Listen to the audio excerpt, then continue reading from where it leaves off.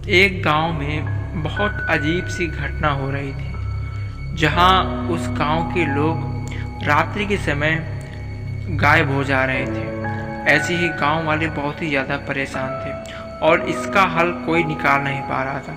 रोज रात को एक व्यक्ति गायब हो रहा था। आज सुनते हो, मुझे तो बहुत डर लग रहा है। तुम ना दरवाज़ा लगा लेना। मैंने सुना है कि गांव के 5 से 6 लोग गायब हो गए हैं। कहीं कोई आकर अगर हमें ले गया ना तो हम क्या करेंगे। हे भगवान, तुम भी कितना डरती हो, है ना। और आजकल के जमाने में भूत प्रेत, क्या तुम भी चुपचाप सो जाओ। और वैसे भी मैं किसी भूत प्रेत से नहीं डरता हूँ, समझी। देखो, आप भूत प्रेत मानो या न मानो, लेकिन मुझे तो इन सब से बहुत ज़्यादा डर लगता है। तो मैं तो सो रही हूँ, अब तुम भी सो जाओ। रात को सोते के समय उनकी छत में से अजीब गरीब आवाज़ें सुनाई देती हैं।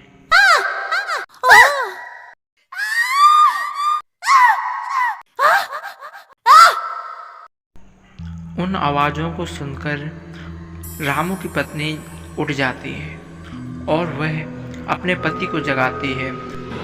अजी उठिए तो, उठिए ना, हम मुझे बहुत डर लग रहा है। उठिए, ये छत पर कौन आकर भड़बड़ा रहा है। उठो तो। अरे क्या हुआ, क्यों इतनी जोर से मेरा दिमाग खराब कर रही हो। चुपचाप सो जाओ। और तुम सो क्यों नहीं रही हो, हाँ। अरे मुझे लगता है ये वही चुड़ैल है जो लोगों को गायब कर देती है। हम अब क्या करेंगे। अरे ये भूत प्रेत कुछ नहीं होता। मैं अभी जाता हूँ, अब भी इसे सबक सिखा कर आता हूँ। देखता हूँ कौन ऊपर हमारी छत पे भड़बड़ा रहा है। अब भी जाता हूँ। अरे मेरा शिकार तो ऊपर आ गया। अब देखती हूँ, मैं तो तुम्हें बहुत आराम से खाऊंगी। अब तुम्हें कोई नहीं बचा सकता। अरे चुड़ैल जी, आप, मुझे तो लगा कोई इंसान हमें पागल बना रहा है।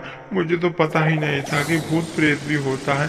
मुझे छोड़ दो, मुझे छोड़ दो। मेरी पत्नी अकेले मेरे घर में। वह चुड़ैल उस व्यक्ति को अपने वश में कर लेती है और उसे उड़ाकर अपने साथ बादलों में ले जाती है और फिर वह उसे कहीं गायब कर देती है। अगले दिन फिर जब सुबह होती है, अब यह बात पूरे गांव में फैल जाती है कि राजू कहीं गायब हो गया है और शायद उसे कोई चुड़ैल लेकर चली गई है। यही बात सब चर्चा करते हैं और ऐसे ही कुछ आवाज़ें सुनाई देती हैं एक कब्रिस्तान की तरफ से। बचाओ, बचाओ, मुझे इस चुड़ैल ने पकड़ लिया है। बचाओ, बचाओ। अरे भाई कोई तो बताओ। अरे श्याम, ये तो रामू की आवाज़ है। हमें जाकर ना रामू को बचाना चाहिए।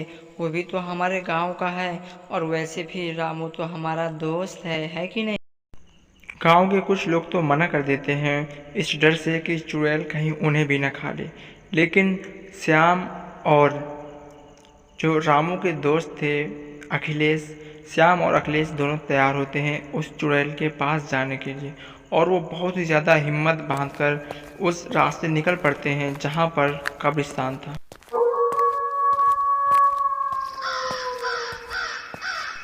वह दोनों रास्ते में जाते समय डर रहे थे, लेकिन फिर भी वह उस कब्रिस्तान में पहुंच जाते हैं जहां से रामू की आवाज़ आ रही थी। लेकिन जैसे ही वह कब्रिस्तान पहुंचते हैं तो वहां रामू की आवाज़ आना बंद हो जाती है और वहीं से एक चुड़ैल प्रकट होती है और वह कहती है,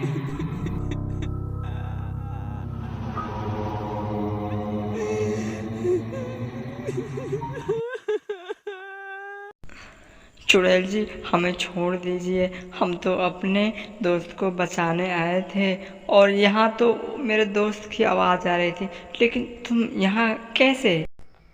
ये तो मेरा आइडिया था, तुम गांव वालों को बुलाने के लिए। अब मैं तुम दोनों को खा जाऊंगी। और चुड़ैल उन्हें अपनी शक्तियों से मार देती है। गांव के लोग बहुत ही ज़्यादा हैरान थे कि अब एक तो एक मौत हो रही थी गांव में। इतने में ही गांव के लोग आपस में विचार करते हैं और कहते हैं कि क्यों ना हम उस बाबा के पास चले जो इस गांव की रक्षा करते हैं। वह सब लोग उस बाबा के पास जाते हैं और बाबा उनसे कहते हैं कि ये जो चुड़ैल है तो इसकी आत्मा एक चिड़िया के अंदर है। अगर आप उस चिड़िया को ख़त्म कर दोगे तो यह चुड़ैल अपने आप ही मर जाएगी और गांव का उद्धार हो जाएगा। गांव के सरपंच और जो उनकी बेटी थी वह दोनों तैयार होती हैं गांव को इस मुसीबत से बचाने के लिए और वह चुड़ैल का सामना करने के लिए तैयार हो जाती हैं। जो गांव का सरपंच था वह चुड़ैल को अपनी बातों में उलझा लेता है और जो सरपंच की बेटी थी वह पीछे से जाती है पेड़ के पीछे और जो चुड़ैल की चिड़िया थी जिसमें उसकी आत्मा थी तो वह उसे जाकर मार देती है, जिससे वह चुड़ैल वहीं पर तड़प तड़प के मर जाती है और गांव वाले इस चुड़ैल से उद्धार हो जाते हैं।